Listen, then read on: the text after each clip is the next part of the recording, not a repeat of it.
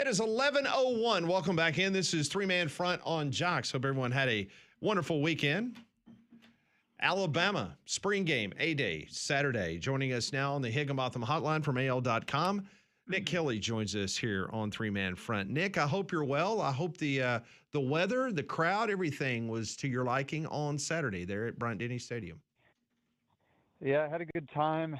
Got some sunburn. That was my bad, not preparing, bringing some sunscreen. But I fried. My computer luckily did not fry, so I was able to track all the action. It got pretty hot though. So where the sun, where did it hit you? Was it was it face or like the top of your knee? Oh, those are the worst. Those are the top worst. Top of the knee and the arm. Yeah, where I'm pretty red. So. Oh, wow. Well, let's actually talk about what you saw. Let's start with the obvious question, the quarterbacks. I understand Keelan Russell had 9 drives. I know Austin Mack was dinged up. He got 5. But just overall, being able to watch the way that they ran the offensive scheme, and I know offensive lines were different and things of that nature, but based on those two individuals, what were your takeaways? I would say the biggest thing was Keelan Russell can move well and he can create outside of the pocket. I mean, I think his first 2 touchdowns, he rolled out and found guys as he moved along. And I think there was one where he kind of not baited, but he waited until the linebacker kind of came off the flat and off of coverage over there. And then Keelan dropped it in. I think it was to Brooks, if I remember correctly. So yeah, he showed good movement. And yeah, I think that both had good moments. I think Keelan had more good moments, and they also had some mistakes and some bad moments. And Max underthrow that led to the interception that he had. I think it was Drake Patrick that had that one. But then Keelan Russell also threw an interception. Now, I will say, I don't know how much was Keelan's fault and how much was the fault of the receiver, because I think Dejon Lee bumped the receiver off his route. And so then where Keelan threw the ball, it was able to be picked. So that's one thing that I noticed with that. But again, there's not great replay. So for me to go watch it again and again, but that was at least my initial impression from the side of the field I saw. So yeah, I think some good, some bad. But to me, yeah, Keelan was a better quarterback. And that's right. I stand right now. We will ask you about other aspects of what happened with individual players and sides of the ball. I did want to ask you about the transfer wide receiver. He had been having a standout camp from all reports. Noah Rogers carted off, has the cast. What can you tell us? What did it look like to you inside of Bryant-Denny? Yeah, it didn't look good. I can tell you that much. So we were seated in the end zone. The media was, instead of the press box. We're doing some renovations up there. And so, yeah, he got carted off right in front of us. We were right by the tunnel. And, yeah, he looked to be in a good bit of pain, had a towel over his face, had the brace on his leg. And Red Morgan kind of came down on his leg, funny, in the end zone. And, yeah, in terms of what it means exactly, I don't have an exact update for you, but certainly on Saturday was not encouraged by what I saw or what I heard, and we'll kind of see what that means long term. Nick Kelly joins us from AL.com here on Three-Man Front, recapping Alabama's A-Day. Let's talk about the running game, or the lack thereof. That was the big story with Alabama football last year. New offensive line coach. What did you see? Was it more so the defensive line performing really well, or the offensive line still trying to fill its way as a new unit? Both, probably. And I'm going to take this question in a slightly different direction, too. One more thing on the quarterbacks. I think that unless something changes, Alabama might have to start Keelan Russell, because they're going to need someone who can move and is mobile and can get the ball out of his hands quick. And to me, that's Keelan Russell. I don't think that Austin Mack is going to be your guy if you're looking for those things. So Alabama, if the offensive line does not improve, they might have to start Keelan, unless there's some big red flag or something happens otherwise. But to me, that's why I think at this point Keelan's the most likely starter, purely based on the fact that the offensive line was shaky. I still don't have a lot of confidence in it. They're still trying to gel. There's a lot of time before the season still.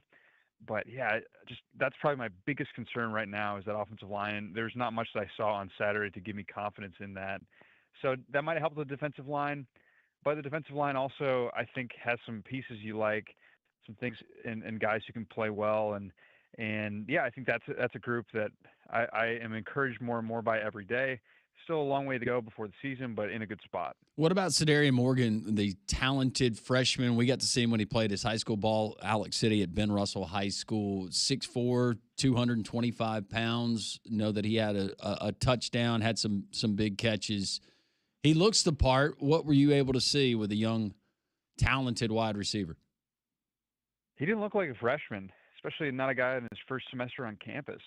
I mean, talk about a strong dude, a guy who's got some good size, and he showed he can make some plays too. That big catch he had down the field from Keelan, impressive as all get out. I mean, there were some DBs nearby, and that was an impressive play that Cedarian showed. So, yeah, I think that he might be a guy if Rodgers is out for some time in the fall or any time, well, no matter what it is. I think he's a guy that's going to need to step up, because that was the one thing that Rodgers, I think, offered or offers that they don't have in a guy like Ryan Coleman Williams or Lasier Brooks or Rico Scott, like bigger guys, some guys have a little more size. So Cedarian Morgan might be the most important receiver right now to step up if Noah Rodgers misses significant time. All right, Nick, let me ask about the defensive side of things. You've got Mbumwa, a name that I had not heard a lot about, but he got some playing time. Needless to say, Desmond Umazulu from the transfer from South Carolina. He made some headway in spring practice, especially on Saturday's game. Kedrick Bingley-Jones, Terrence Green, Devin Tompkins, some other names of interest from the transfer portal. Out of those guys I just mentioned, any of those kind of turn your head a little bit during the action? Yeah, Steve caught my attention. He was one that I think I'll give a shout to Clint Lamb. He highlighted that play where A.K. Deer got blown up by Big Steve coming up the middle there. And, yeah, I think he's a guy that's trending up. I've heard some good things about him this spring, and how he fits in the rotation we'll see, but certainly a nice rotational piece there for your front, defensive front. And, yeah, I mean, Terrence Green, I think there's one play where it just had a beautiful run stuff. And so I'm excited and interested to see what he can do with getting to see him in some more snaps, transferring from Oregon. And, yeah, Devin Tompkins and Dez, I've heard good things about all spring. I think they looked fine on Saturday. Nothing that stood out as like, oh my gosh, or bad or good either way. And again, it's just hard because there wasn't. You got to see the replay once, and being in the end zone, you can only see so much. So, and I know you were not doing video either, Nick. Do not let us know that you were doing video. I was not doing video. Okay. I was typing away and doing live updates. So I was not videoing, and so. It's a little hard to see every single guy every play, but I think I'm encouraged by all those guys you mentioned and what they can do, and how that rotation plays out is what I'm most intrigued to see. If you had been filming, maybe the shadows cast from you filming would have prevented your sunburn on the top of your knee. Yeah. Just saying, sometimes it pays to break the rules, Nick. I'm kidding. Or sunscreen. That would have helped. Yeah, that would have probably been better. I did want to go back to something you said about the offensive line, and you said that it's going to have to be Keelan Russell because of the way he's going to have to move with their inability maybe to protect. This time last year, if you're going to compare this offensive line group as a whole right now compared to where they were last year at this time, where would that be? I'm just deciding whether to hit the panic button now for the fall, because I feel like we're going to have a reoccurring theme. Yeah, I'm not hitting the panic button yet, but I am very worried. I'll say that. And I can't remember how worried I was or wasn't at this point last spring, to be honest with you. But right now I am. And I think Adrian Clem, I think he's a good offensive line coach, and he'll do his best. And maybe he'll be able to get more out of this unit than Coach Cap was last year out of that group. But yeah, I'm just not feeling all that confident about this offensive line right now, and they'll have to prove it to me otherwise to give me confidence, whether it's in the run game or the passing game. So yeah, that's definitely concern number one at this juncture. Well, if you can't run the ball and you can't score a lot of points, you're going to need a good field goal kicker. Yeah. So let's go there. Let's talk about Lorcan Yeah, Quinn. a positive update, right? Yes, let's talk about Lorcan Quinn from my homeland of Ireland. Talk about how good he looked. There you go. Well, to me, I think he was one of the most encouraging things that we saw out of A-Day from Alabama because he made both, I think, 47-yard field goals that he attempted. Conrad just And he's banging his head on the control room board as you said that was the most positive thing from Saturday's action. All the color in his face is gone. I said one of. Oh, one of. Okay. Or maybe I didn't say. Maybe I meant to say one of. Nick already broke my would heart say before he that- got on the air. Don't worry, guys. Oh, okay. I'm not privy to these private conversations. Sorry. That was the buffer. So I make sure that Conrad has a warning before I say Okay. things on the official show. Please do, but- because it affects everybody else. Yes. Yeah, exactly. No, but Lorcan Quinn, I think that he's shown a lot of potential, and he's got a big leg, which I think is an area that Talty just hasn't shown to be a strength for him. And obviously, he got better consistency-wise down the stretch, but I don't think anyone ever thought that he's got a booming leg. I think Lorcan Quinn could have that potential, so that's good to see. But not only did he have a big leg, but he made his kicks. He didn't have any misses, and Connor Talty had a miss, and so. Yeah, I think you like where Lorcan Quinn showed up, and if the kicking competition, if you want to stop the count now, I think based on A-Day, you'd have to give it to Lorcan Quinn, but a lot to play out still, and I certainly like the addition they made with the Irishman. Well, that's a lot of fun talk about foosball, but let's get on to basketball. That's the sport we concentrate on at the Capstone with Coach Nate Oates. Transfer portal very active. I see that Mo Diabate looks like he is taking his services. Maybe the prediction is there to St. John's. 2 years ago, we remember Mo Diabate. What can you tell us about Garrison, the kid from Kentucky, and some of the other hauls potentially that Nate Oates is awaiting? Yeah, I think Garrison's a good option to add to the front court and can play the center spot. I think he can help protect the rim. Whether he's a starter or not, we'll have to see, depending on who else they can get at that 5 spot or just at least in the front court. So certainly good to add a guy there, and we'll kind of see where the chips fall once the portal additions close up. But yeah, so you like that addition. They needed to get a guy like that. Otherwise, we'll kind of see where they go from here. I mean, some names I'm watching, Donnie Freeman from Syracuse is one. You look at Jasper Johnson at Kentucky, it would make a lot of sense. And you kind of go down the list. I mean, Cade Phillips was visiting and he was at the 8A game. He's about as crimson blood as it gets with all his family connections to the Capstone. So we'll kind of see what happens there. Hasn't committed yet. He may take other visits. We'll see. Those are some of the names I'm watching. The Charleston Center could be another one that I've been watching pretty much since the portal opened. Whether they add him or not now because they got Garrison, I mean, we'll see. But not a bad player to add if they could. He's a 7-foot defensive guy that I think could add some nice things for them if they could get him. And so those are some of the names I'm watching.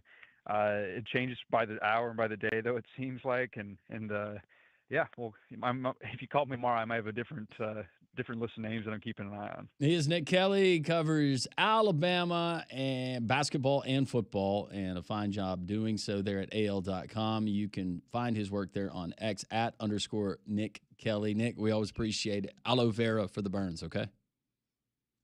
I've been doing it, and I will continue to do it. So thank you for watching out for me, and always good to join you guys. Hey, always great to have you, Nick. Thank you, man.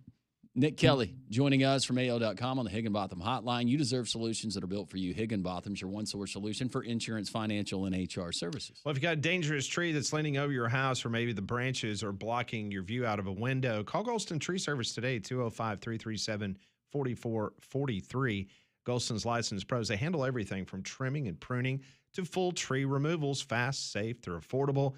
Don't wait until that next storm causes damage around your house. Call Golston Tree Service. Golston offers 24-hour emergency tree service, so when it comes to your trees, don't risk it. Call Golston, 205-337-4443. Well, what Nick Kelly just told us about Alabama's offensive line, we'll discuss next on Three Man Front.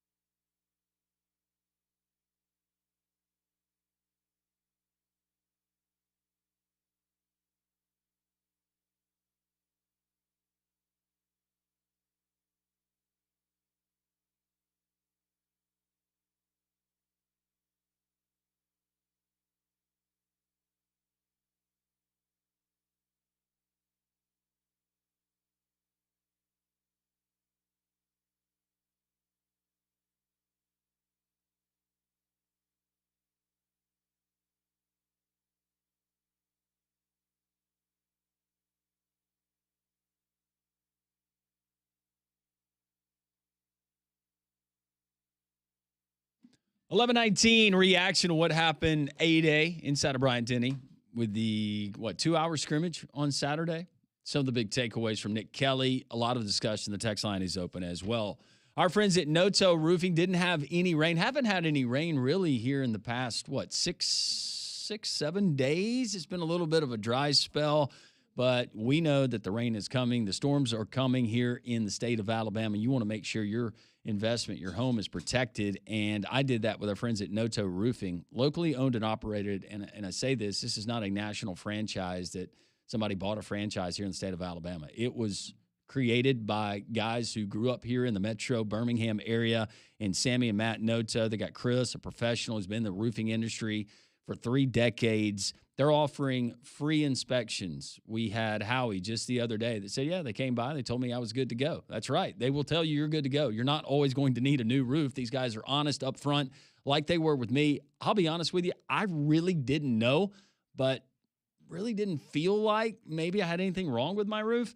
Chris came over. He found several issues. We got with the insurance company, had the claims adjuster came out. Turns out I needed a new roof. I had water seeping in places that I had no idea, and it could have been really problematic and cost me a lot of money down the road. But we got a new roof, and what I can tell you is with the upgrades that we had through some of the ridge vents and things that they did with our new roof, and it was a fantastic job. They were in and out in one day.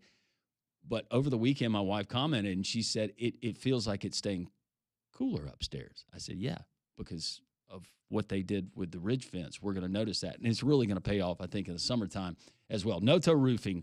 Call them today, 205-848-2299. Sammy will answer the phone, or you can go to noto roofing.com. Always tell them Landrum from Jock sent you. I'm not putting words in his mouth, but Nick Kelly definitely gave us the impression that the offensive line needs more work, and the running game is still non-existent.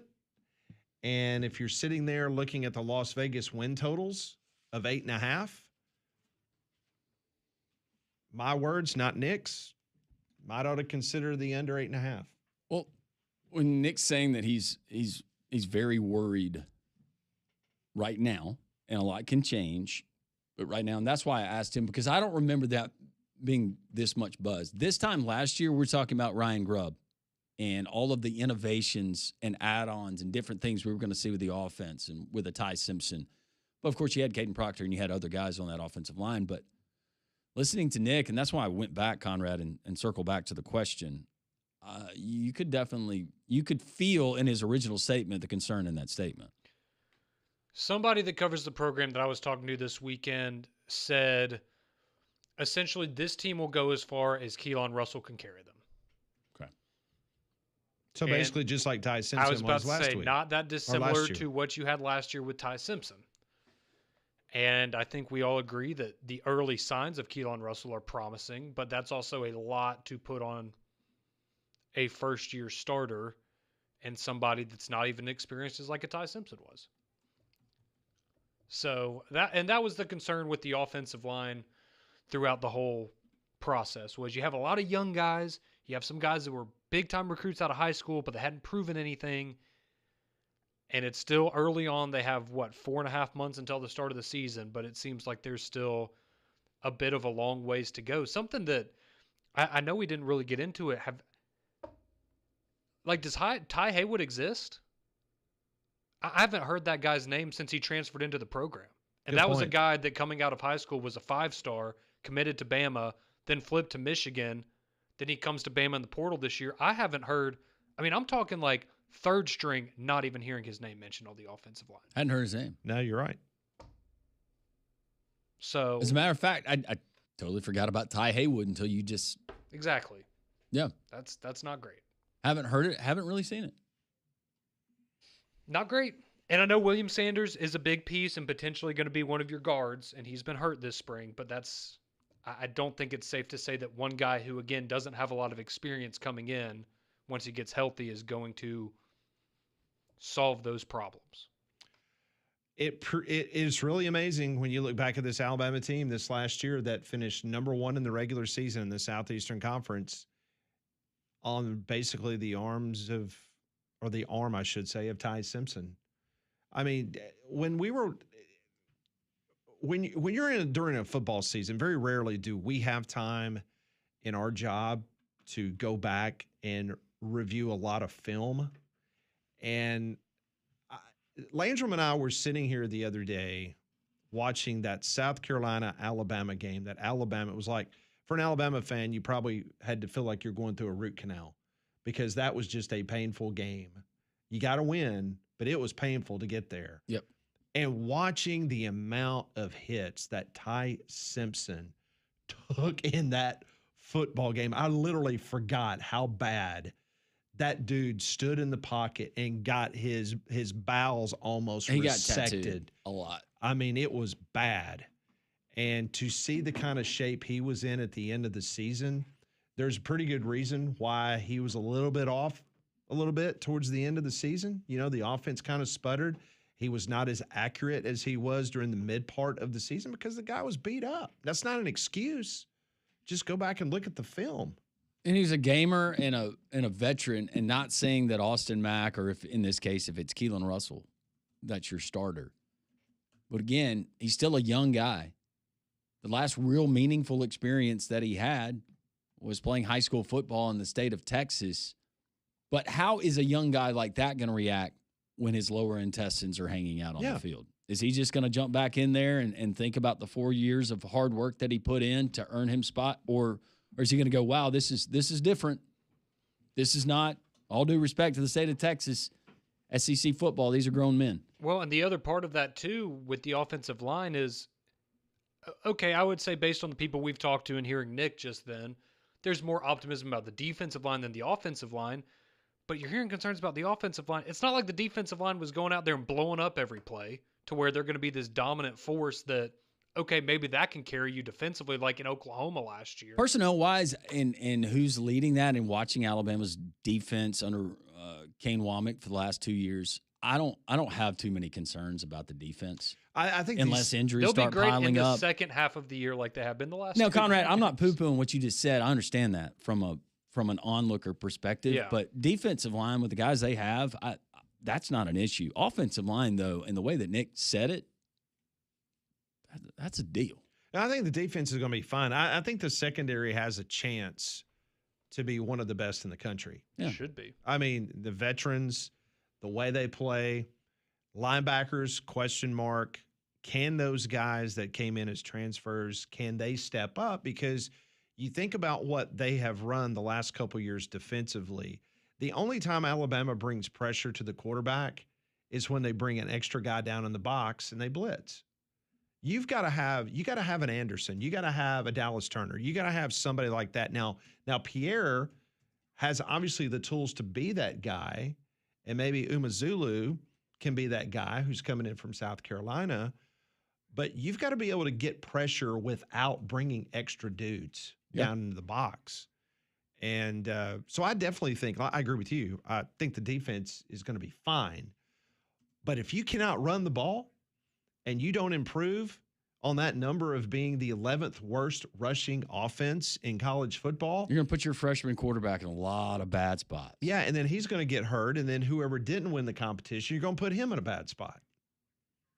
I just don't understand how they – and maybe it was because Caden Proctor was kind of like and Brailsford was kind of anchoring that. So maybe last year at this time, maybe that's why people weren't too concerned, thinking you got those two guys on that offensive line, they're going to be okay. You can piece it together. You can maybe mask some things. Not now, Mm-mm. because when you didn't run the ball with those two guys, and now you have all the questions on the offensive line, then that's even a bigger problem. Do not make me miss Wilkin Formby. Please, God, do not make it be one of those situations where halfway through it's, man, if only Wilkin was still here. Because that's a problem. Yeah. Because he was a problem. Text line is open, 205-834-9450. Also, 1-800-239-WJOX.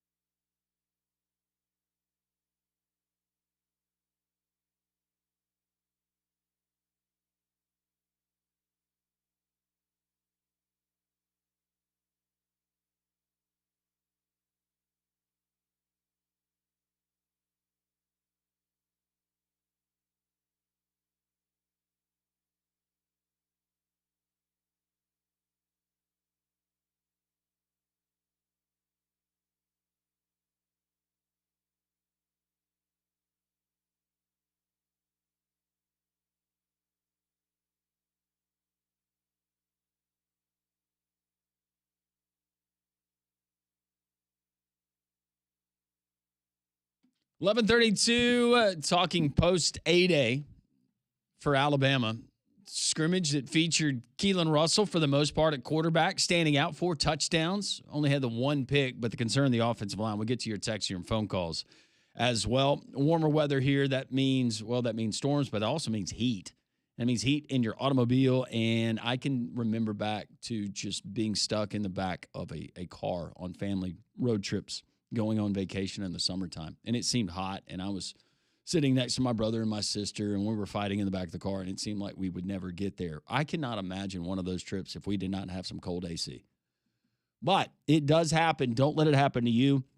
Get into the garage in Pelham. These guys, they do all kinds of automotive work, anything from, heaven forbid, if you need an engine replacement all the way down to checking your oil, they can do it. The garage in Pelham, 5 stars across the board, but they have a $40 off AC check coupon there at the homepage, garageinpelham.com. That's where you go to find it.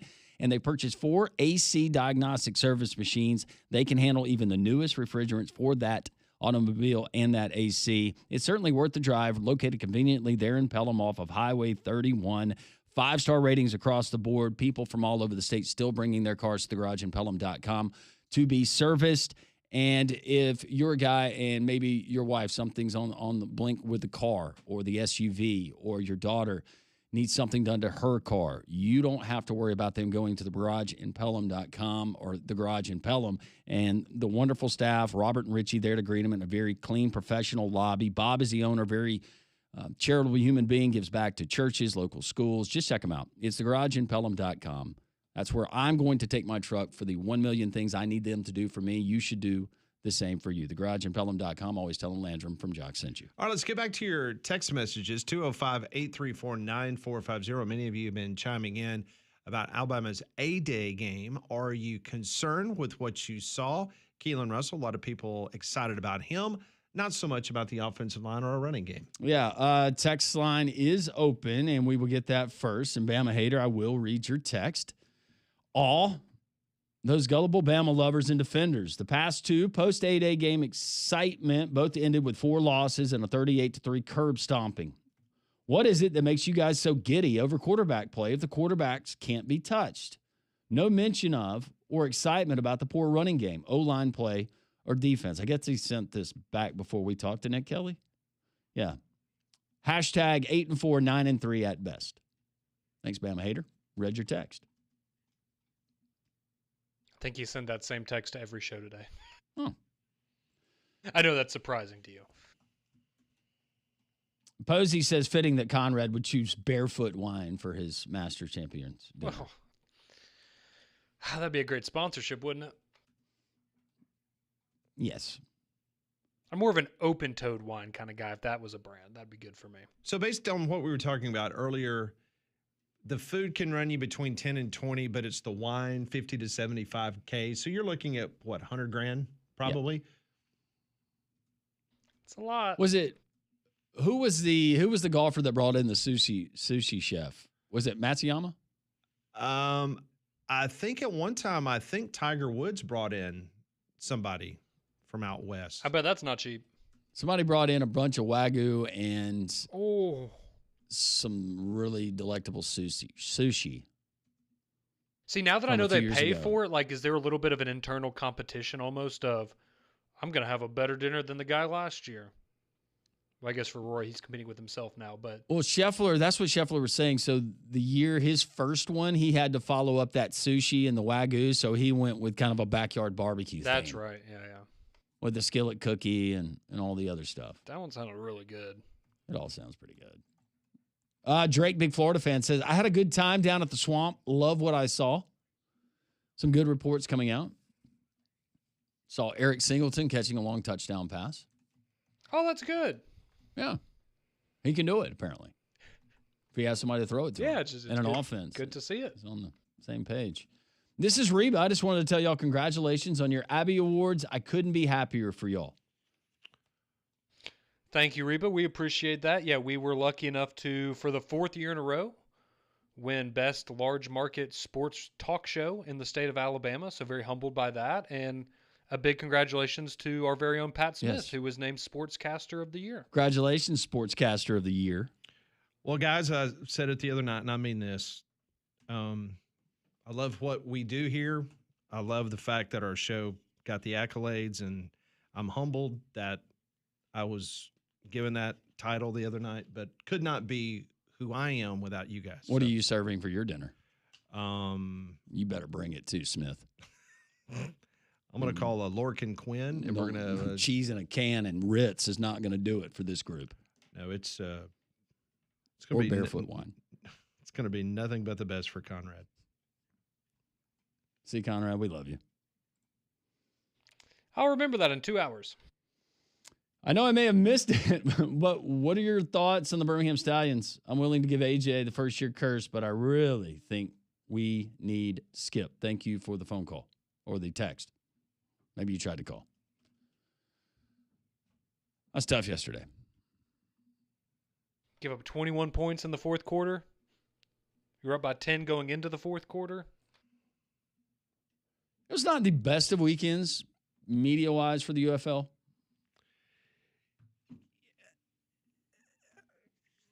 You know, I still do not. I understand that the television is going to dictate when you play these games. You had 5,000 people in Dallas. That's one of the largest cities in the country. You can't find more than 5,000 people to show up to, like, honestly, the Renegades, I think, are the best team in the UFL. I mean, it's a good product. Neuheisel's got them playing well. 5,000 people showed up to that game. Meanwhile, in the city that you have the best attendance in the history of spring football, they announced 20,000 at the Dome in St. Louis. Guess what was going on at the exact same time that the Battlehawks and the Stallions were playing? It was the peak of the Masters game. I was going Cardinals. Cardinals were playing the Red Sox. Oh. So seriously? Well, the worst team in baseball, but yeah. It's the Boston Red Sox. I know. They don't come to St. Louis except every other year. Yeah. That's a big deal. It's a big deal. Like literally right down the street, and you're playing a spring football game. Right. Against the Cardinals and Red Sox. Seriously? I mean, that's literally the equivalent of trying to play a Stallions game when Alabama-Auburn's got a football game. That's just stupid. And then you had the 2-point conversions where they had to go to 9. Yeah, the overtime rules. And then they had the officiating thing, which Rapoli, I'll give him credit. He said he didn't like the rule either. Did you see Rapoli drinking beer from a complete stranger? Did you see that? Man of the people. I think Conrad's found his soulmate. Yeah, I would do that. He's braver than me and you. I'm going to let you look that video clip up during a break, and you tell me whether you would do that. How much money it would cost for you to do that? I've had people with random water bottles filled with brown water before, like, oh, you want to try this? Sure. I mean, you do brush your teeth with strangers' toothbrushes. Well, so. That was only one time that you know of. Yeah, they were talking about the beer snake, and he was standing in the end zone, and one of the guys gave him a beer. And all the fans were telling him to chug it, chug it, chug it. And you could tell he was like, man, I'm not chugging this. I have no idea who this dude is. And then he felt obligated, and then he drank some of it. And you're like going, oh, okay. Did the guy... He's just like us, Pat. The guy who gave him the beer... Well, it really doesn't matter. You get a lot of backwash in that from that guy. Yeah, here's the other thing. It was somebody's beer that they had already drank like half of it? Absolutely. Oh, I thought you were saying a random person just gave them a beer to drink. No. No, it was not filled up. No. Oh, yeah. I don't No. No, that's... Matter of fact, because he took like a little like courtesy sip, then he handed it back to the dude, and then the dude finished it. Oh, yeah. That's different.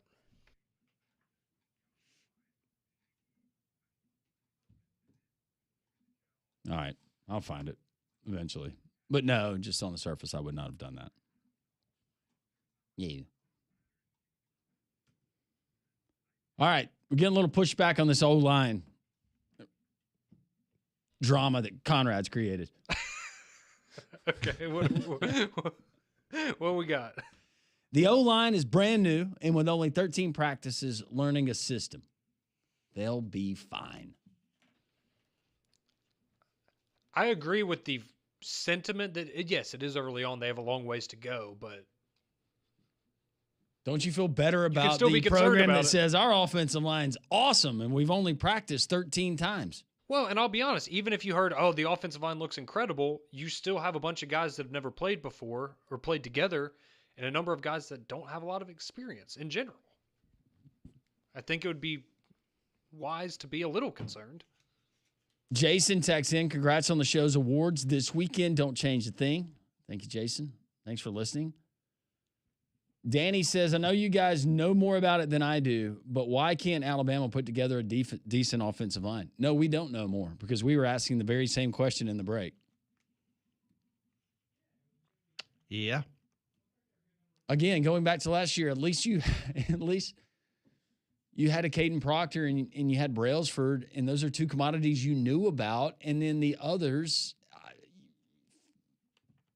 figured you could have made it work. Now, who would be the leader on that offensive line? I think that's what they're trying to figure out.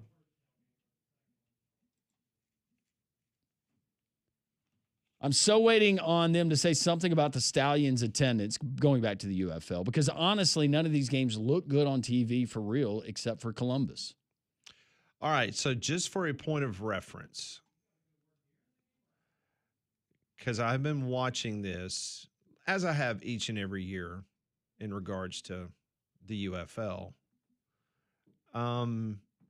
This was your attendance over the weekend. You had 5,133 at Dallas. Boo.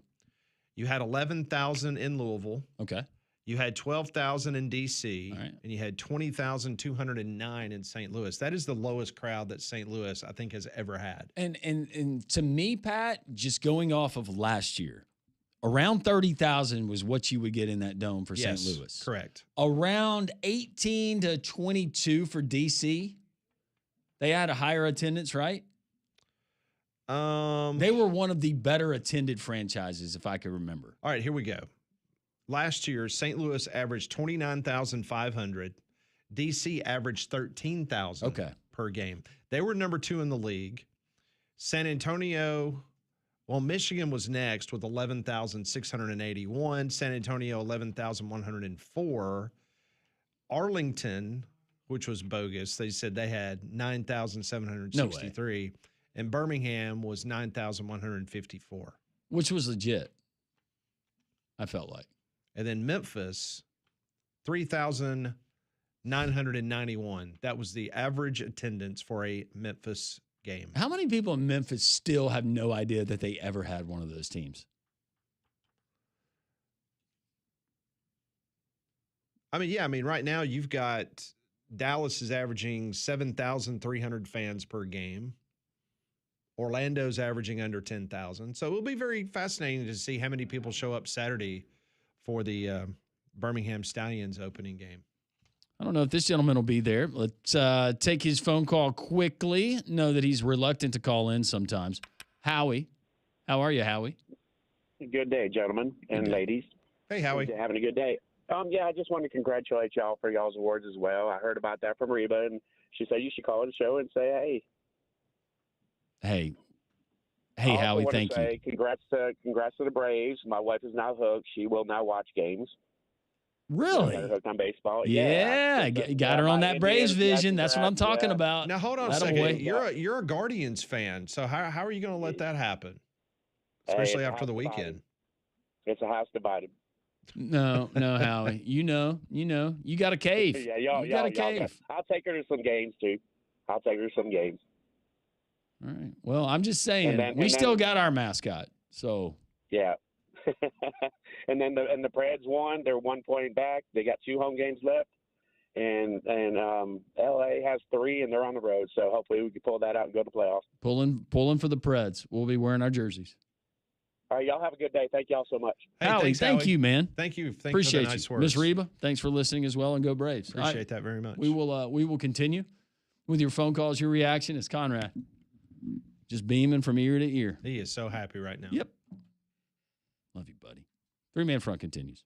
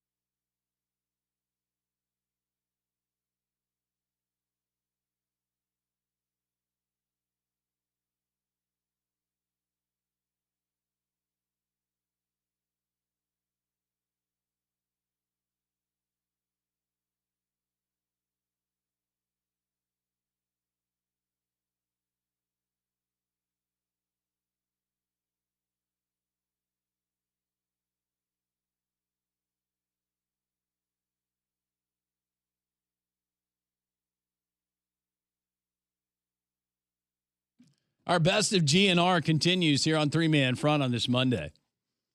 Text line is open, 205-834-9450. Never mind. I'll tell you during the break. Our breaks have been great today. We got enough content for our podcast. They're a little in short the platinum sometimes, subscription. Though. Wouldn't you say, Pat? Hey, also want to throw out also a congratulations to Steve West and the Cross Flags podcast. They were winners. Yeah. At the Abbeys, and Molly is a part of that broadcast.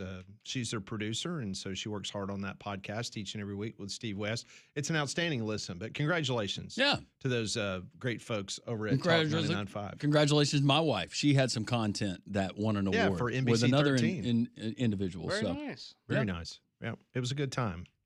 Hate that you could not make it. Yes. We missed you at the Did my congratulations video not make it? I had to drop it in the Dropbox file. It did not make it. I think they're going to play it next year. Okay. Well, it's very touching. Very touching. I'm sure it was. It was. It was. No, seriously. Sorry that I couldn't be there. How was the table wine? Was it good? I did not have any, but I think everyone seemed to enjoy it. Did anybody get crazy? Not from our group, I know, but anybody there that Not it was like, no, I didn't see No. anybody. No, everybody was in good behavior. I like 4 orange rolls. That was everybody crazy for dressed me. appropriately? Yes. Yeah. Y'all looked nice. Y'all looked very, very nice. Thank you. Conrad, you look like I know I wore a blazer. you look like people. Don't get used to it. I know. I think he brushed his hair too. Oh, he definitely brushed his hair.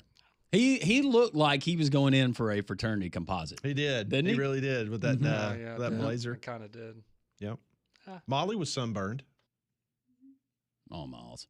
Molly had sunburn on her shoulders. Standing on that dugout. That's another That's story. where they get you. Let's go to Don Don. Hey, Don Don.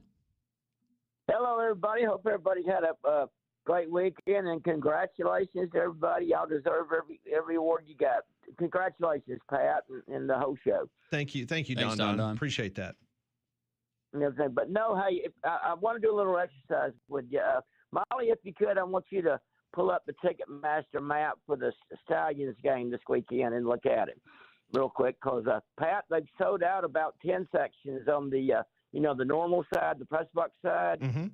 It's basically sold out from the the south entrance where you come in. Most people come in. That end zone's getting full, and then the whole sideline all the way from like about the 10 to the 10 sold out, and they've opened up the last 2 sections of the north end zone to sell those tickets. And as everybody knows, who's lived in Birmingham like we have, we're a walk-up town, and it looks like we're going to have beautiful weather for the game Saturday. So, I'm how optimistic I am about things. I think we're going to hit 20. Hey, Don Don, we appreciate it. More on your tailgate get-togethers and opportunities for our listeners to come and tailgate with you guys, the Giddy Up Boys and the Horsemen, whatever they're calling their name. But bottom line is we need a dub. Yeah. Big time. I mean, seriously, if you don't get a win, you're 1-3 and trying to make the playoffs. That's a problem.